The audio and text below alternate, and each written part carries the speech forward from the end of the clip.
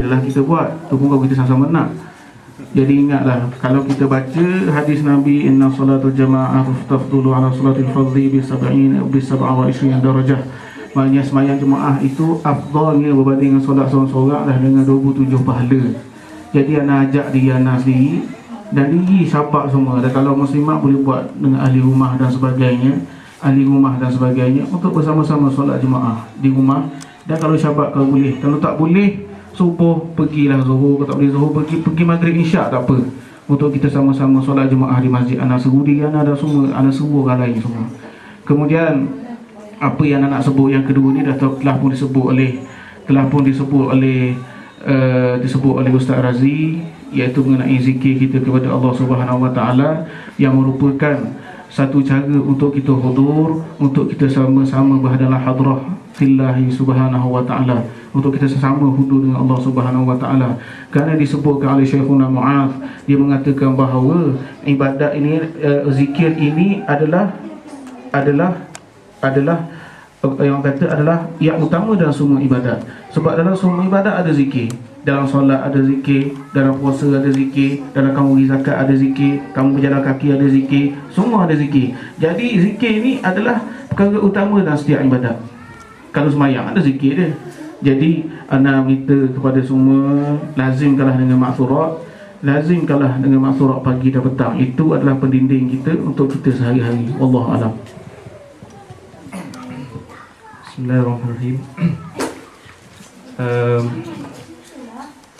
Ana suka cerita untuk kongsi rasa bagaimana kita nak dapatkan solat yang khusyuk. Sebagaimana yang disebutkan oleh pada Ustaz Yusri tadi, dalam falsafah solat tu dia ada sebelum, selepas, sebelum, semasa dan selepas. Okay. Jadi untuk mendapatkan solat yang khusyuk ni kita perlukan persediaan awal. Okay, persediaan awal.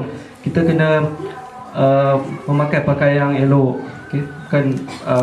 Dan pakai bau-bauan, ambil wuduk sebelum ke masjid. Jadi setiap langkah kita menuju ke masjid itu ada pahala yang dicatat oleh malaikat, dan juga ada menghapuskan dosa kecil.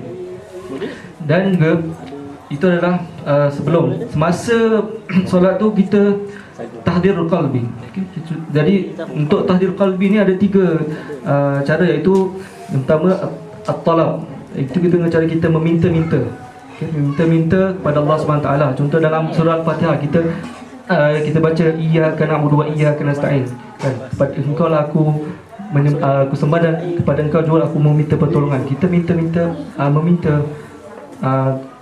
kepada Allah SWT. Yang kedua, kita al-khudu', iaitu khudu', rasa diri ni adalah ada kehambaan. Kita ni adalah hamba Allah yang sangat lemah. Okay. Terlebih ketika sujud tu, ya Allah, kita cuba bayangkan kita ni hamba yang hina dina. Okay. Jadi pada saat tu mungkin kita rasa kita ni tak ada apa-apa. Okay. Dan yang ketiga, ta'zim, iaitu kita merasa bertuhan bahawa Allah ni yang menciptakan kita. Jadi tiga rasa ni kita perlu hadirkan semasa solat. Dan juga semasa solat ni kita cuba fahami bacaan dalam solat, kita cuba fahami ayat Quran.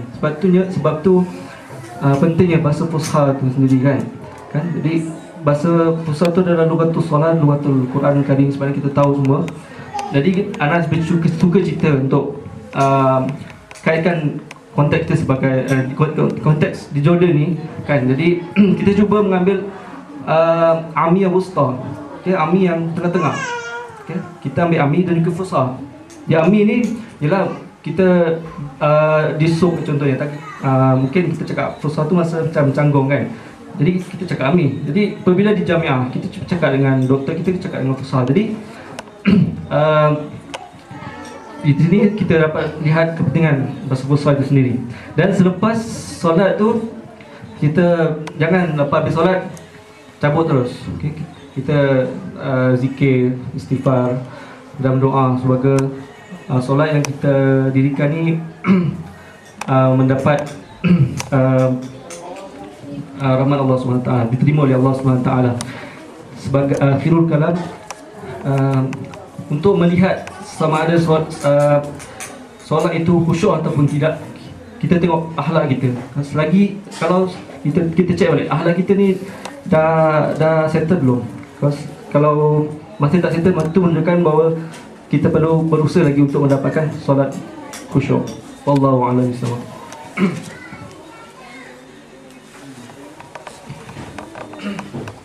Alhamdulillah, tuan-puan yang dikasihi, begitulah forum yang kita telah laksanakan, yang mengambil masa lebih kurang 1 jam setengah atau lebih sikit.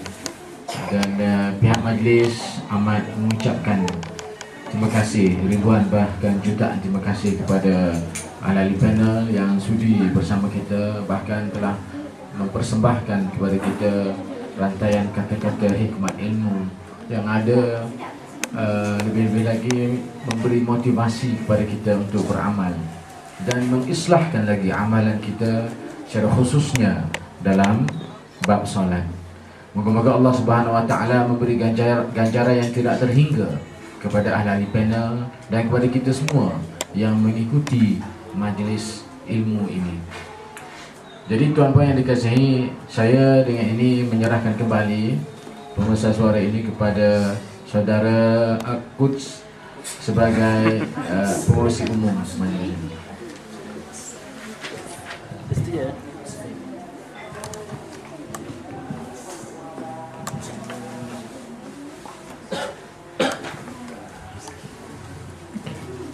Alhamdulillah, selesai sudah sesi forum kita pada hari ini sempena memperingati Isra' Mi'raj, iaitu satu forum yang bertajuk peranan solat dalam membentuk dan mendidik peribadi Muslim, dan telah pun diungkai serta dikupas oleh 3 orang ahli panel yang sememangnya hebat, beserta dengan pengerusi forumnya dengan keteladahannya dan juga keunikan bahasanya tadi. Okey, para pendengar semua, saya harap mendapat input-input dan juga ilmu-ilmu yang berguna untuk penambahbaikan dalam kehidupan diri kita semua, serta mengamalkannya dengan lebih baik pada masa akan datang, insya-Allah. Okey,